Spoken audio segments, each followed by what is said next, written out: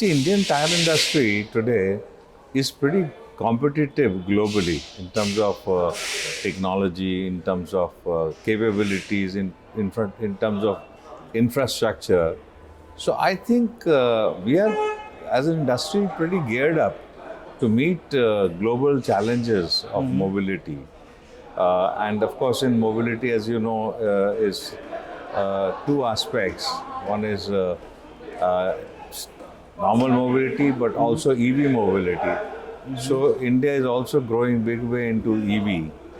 So that is also the tire industry is pretty much equipped to deal with. See, OEMs, we are all working pretty closely with, and going forward, the collaborations are moving more towards how can you do faster development, how can you do use of tools such as predictive technologies or finite element analysis or those kind of capabilities which the Indian industry has to bring down the time of development. Okay. So that is the direction in which the industry is working with the OEMs. I think we are working very closely, and today we had this last 2 days partner summit, and we had invited many suppliers and many partners of important raw material manufacturers.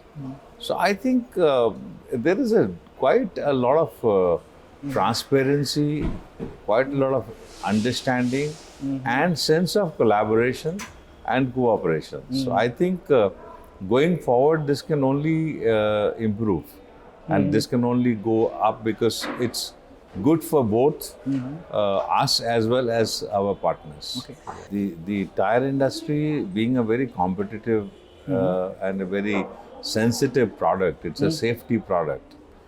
So the raw material input into tire industry are very measured, very specific, or very high degree of technology and quality. So the raw material suppliers who are locally available, who are meeting the requirements of tire industry in terms of specifications, in terms of quality standards, consistency. Most of the industry in India is procuring raw materials from them.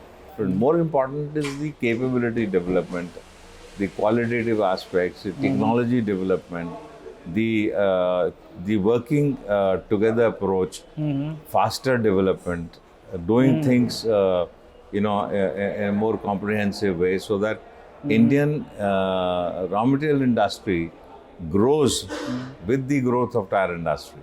Consolidation, I can't answer. It has happened in last few years quite a lot.